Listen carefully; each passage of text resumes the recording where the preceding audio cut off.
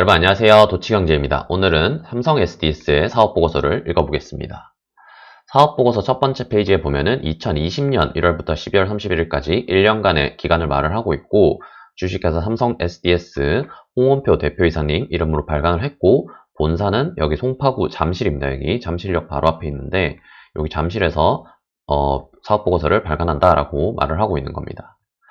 네, 로마자 1번 본문의 회사 개요부터 보면은 당사 명칭은 삼성 SDS 주식회사고 영어로도 삼성 SDS 코퍼레이션이다.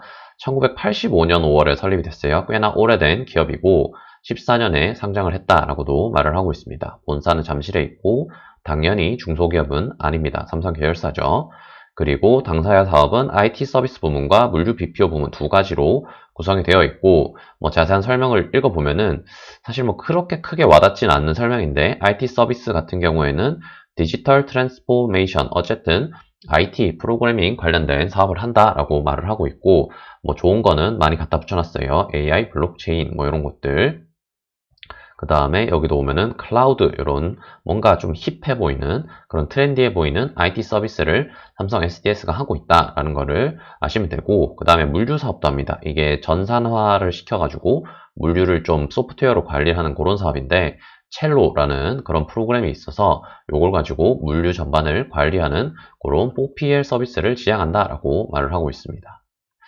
넘어가서 이제 종속회사, 이 회사 삼성 SDS와 하나의 연결 실체로 보는 여러 법인들에 대해서 설명을 하고 있는데요. 보면은 일단 영어로 된 걸 봤을 때 대부분 해외 법인인 것 같고, 그 외에는 멀티캠퍼스, CQI, 미라콤, INC 이런 세 회사가 좀 국내 자회사 중에서는 그나마 규모가 있는 편이다. 그리고 해외 자회사들 보면은 베트남 법인, 미국 법인, 미국 법인도 여러 개 있어요. 여기 보면은 또 어디 있었는데 잠시만요. 여기 있네요. 미국 법인. 어쨌든 미국 법인도 크고 베트남 법인도 크고 중국 법인도 여러 개입니다. 차이나 하여튼 수천억 대 자산 규모의 해외 법인들이 쭈루룩 있어서 여러 전 세계에 걸쳐서 삼성 SDS가 해외 법인을 가지고 영업을 하고 있다. 이렇게 이해하시면 됩니다. 그 여담인데, 이렇게 해외 법인이 많은 이유는 삼성 SDS가 삼성 계열사 상대로 영업을 되게 많이 하거든요. 삼성물산이나 삼성전자 같은 글로벌한 기업들이 많기 때문에 그런 기업들을 따라서 해외로 나간 경우가 굉장히 많습니다. 어쨌든 그래서 이렇게 해외 자회사가 많고 전 세계에서 장사를 하고 있는 거다, 이렇게 이해하시면 됩니다. 네, 계속 보면은 신용평가에 관한 사항, 삼성 SDS가 돈을 빌려가서 얼마나 잘 갚을까에 대해서 말을 하는 지표고요. AA 플러스면은 트리플 A 다음가는 이제 두 번째 등급이죠. 두 번째 등급이라서 아주 우량한 대기업이고 돈 떼먹을 리는 절대 없을 것이다 라고 판단할 수 있는 겁니다. 그리고 무디스는 해외 기관이죠. 해외 신용평가 기관인데 여기서도 A1, A 플러스 등급을 주고 있어서 아주 우량한 기업이다, 이렇게 판단하고 있습니다.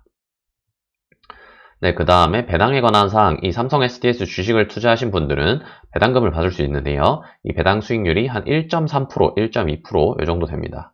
2018년에는 2,000원 줬는데 19년, 2020년에는 2,400원으로 400원 올려놓은 상태고, 배당 수익률 자체는 높지 않지만 어쨌든 유의미한 배당금은 주고 있다, 이렇게 판단할 수 있겠네요.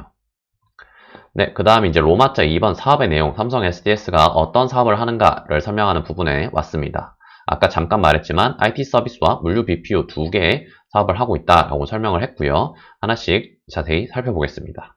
우선 IT 서비스 부문의 산업의 성장성에 대해서 설명하는 부분이 있어서 가져왔는데요.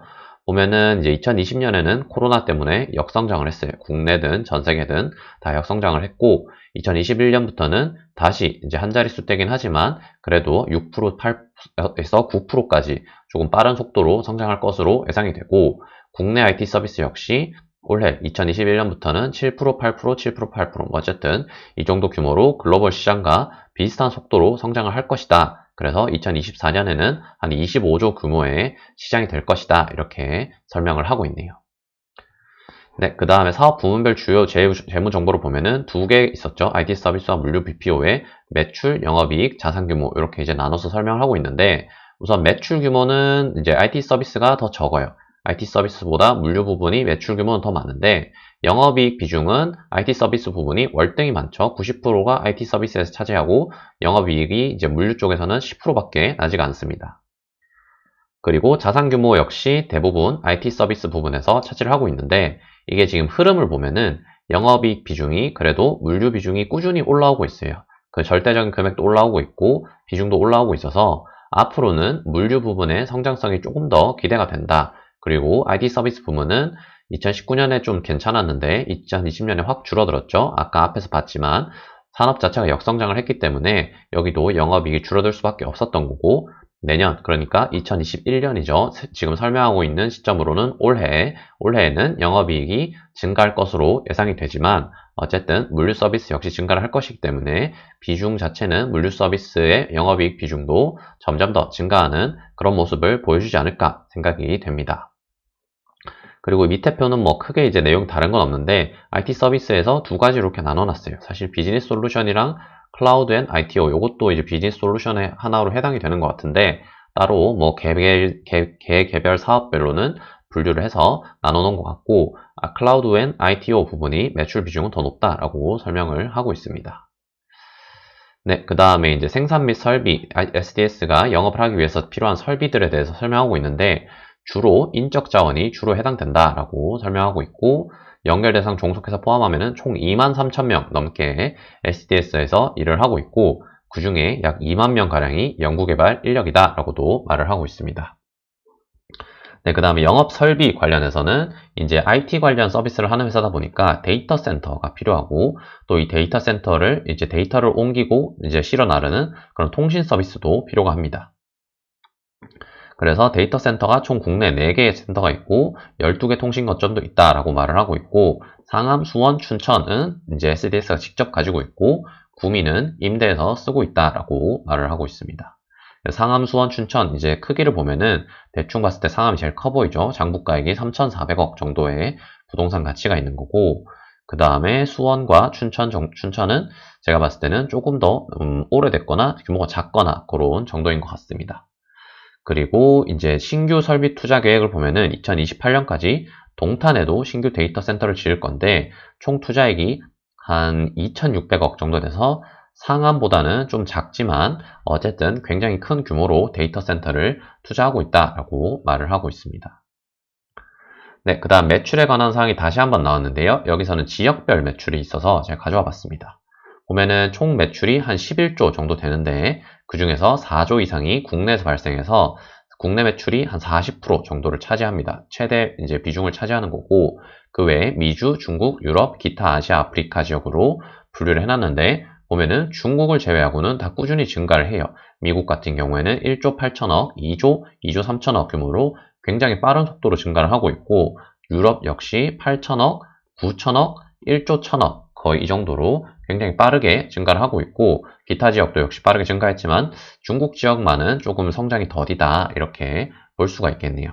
그리고 국내 매출 비중 역시 국내 매출 자체가 좀 줄어든 탓도 있지만 전반적으로 해외 매출이 늘면서 국내 매출 비중이 점점 더 줄어들고 있다 이렇게 이해할 수도 있겠네요. 여기는 이제 거의 48% 수준 되는 것 같은데 거의 50% 가까이 됐다가 2년 만에 진짜 한 40% 수준으로 많이 떨어진 모습을 보여주고 있습니다. 네, 그 다음에 주요 매출처에 대해서 설명하고 있는데 제가 아까 서두에도 잠깐 말씀드렸다시피 삼성전자 및 삼성전자의 종속회사의 총 매출액의 70%를 의존하고 있습니다.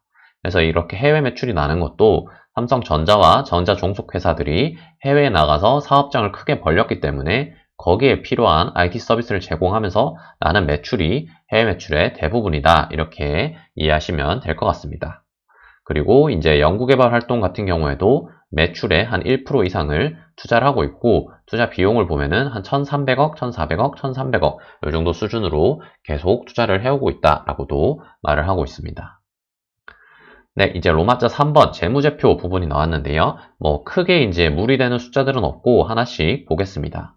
자산 규모는 8조, 9조, 9조 1천억으로 2018, 19, 20년에 계속 조금씩 증가해왔고 부채는 18년에서 19년 올 때는 확 증가했다가 다시 뭐 약간 거의 유사한 수준으로 조금 감소한 모습을 보여주고 있고 자본은 계속 돈을 벌어왔기 때문에 6조 1천억, 6조 7천억, 6조 8천억으로 계속 늘어나고 있고 여기 부채와 자본인 이제 부채 비율 부분을 보면은 자본 대비 부채가 거의 3분의 1 수준이잖아요. 그래서 부채 비율이 한 33% 정도 되는 건데 아주 건실하다 이렇게 판단할 수 있겠네요. 외부 부채를 거의 끌어다 쓰지 않고 자체 자금으로만 장사를 하고 있는 수준이다 이렇게 판단할 수가 있어서 뭐 유사상 뭐 굉장히 뭐 큰 경제위기가 와도 삼성 SDS가 크게 뭐 부채 때문에 흔들리거나 회사가 무너지거나 그럴 일은 없을 것이다 라고 설명할 수 있겠네요. 그리고 이제 매출액은 이제 매년 증가해왔어요. 10조, 10조 7천억, 11조 이 정도로 증가해왔고 영업이익은 이제 2020년에는 코로나 영향으로 전년 대비 좀 줄어든 모습을 보여주고 있지만 2021년에 다시 증가하지 않을까 전망이 됩니다. 순이익 역시 코로나 때문에 많이 줄었지만 다시 증가할 것으로 예상이 되고 있습니다. 네, 연결재무체표 주석 부분에서 좀 볼만한 것들을 가져와 보면은 우선 지배기업이 어떤 곳인가, 이 회사의 주주가 과연 어디인가 살펴보면은 삼성전자, 삼성물산이 1대 2대 주주입니다. 전자가 최대 주주고 물산이 2대 주주죠. 그 다음에 이재용, 이부진, 이서연, 이 삼성 오너일가 남매들이 지분을 합쳐서 한 15% 정도 가지고 있는 것을 볼 수 있고 기타 주주들이 한 40% 정도 가지고 있습니다. 네, 그 다음에 주요 종속기업 아까 제일 앞에서 나오긴 했는데 아까는 자산밖에 안 나왔고 이번에는 매출과 당기순이익 부분을 좀 보면은 매출 일단 눈에 띄는 게 요거죠. 보면은 미국 법인입니다. 미국 법인이 자산 규모는 2천억 정도밖에 안 되는데 매출이 무슨 1조가 넘게 발생하고 있어요. 미국에 있는 삼성전자나 삼성물산 뭐 이런 법인들에 대한 IT 서비스를 제공하고 받는 매출이 1조가 넘는 거죠. 당기순이익은 생각보다 낮습니다. 한 100억 정도밖에 안 되고 그 다음에 쭉 내려서 보면은 또 큰 게 베트남 법인이에요. 베트남에도 삼성전자 공장이 크게 있죠. 그래서 이렇게 매출이 많이 발생하는 것 같고 여기는 그래도 순이익이 400억 가까이 나는 해외 사업장 치고는 굉장히 큰 순이익을 보유한 그런 법인이다라고 이해할 수 있을 것 같습니다. 그 외에 뭐 이제 중국이라던가 여기 미국 법인 하나 더 있죠. 이런 데서도 당기순이익이 꽤 크게 나고 있다라고 이해할 수 있겠습니다.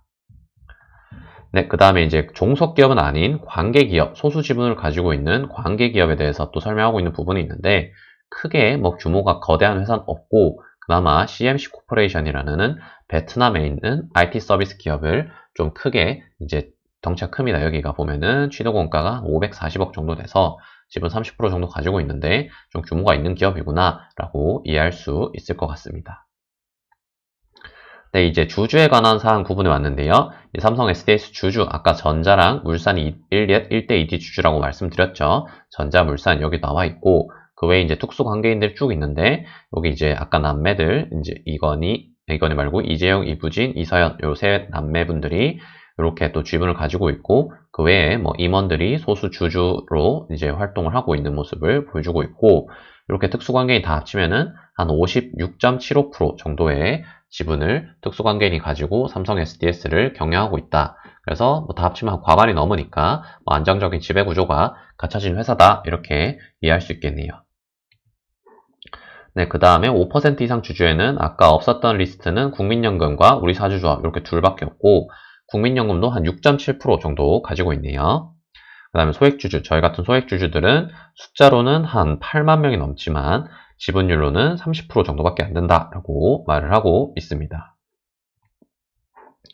네, 이제 임원 및 직원 등에 관한 사항이라고 해서 삼성 SDS가 너무 많이 분류를 해놨어요. 너무 세세하게 분류를 해놨는데 이렇게 다 볼 필요 없고 성별 합계랑 그냥 합계만 보겠습니다. 보면은 남자가 압도적으로 많죠. 남자 9,000명에 여자 3,000명 정도 비중이 되고 그 다음에 총 합계 12,000명이고 평균 근속연수는 이제 13년, 14년 가까이 되죠. 아까 앞에서 잠깐 말씀드렸던 것 같은데 전체 임직원은 이제 23,000명이 넘는다라고 말했죠. 연결 대상 회사까지 포함하면은 23,000명이 넘는데 삼성 SDS라는 이제 단독 법인에 속한 사람, 그러니까 해외 법인도 아니고 자회사도 아닌 이 본사에 속한 사람만 12,000명 정도 돼서 자회사들의 한 12,000명, 11,000명 정도가 더 근무하고 있다 이렇게 이해하시면 될 것 같습니다. 그리고 1인 평균 급여액은 연봉이 평균 한 1억 정도, 9,900만 원이니까 평균 1억 정도 받고 있다. 그래서 굉장히 고액 연봉을 받는 직장이구나 라는 것도 알 수가 있습니다. 네, 여기까지 삼성 SDS 사업보고서 읽어봤고요. 궁금하신 사항 있으면 댓글로 남겨주시면 답변 드리도록 하겠습니다. 감사합니다.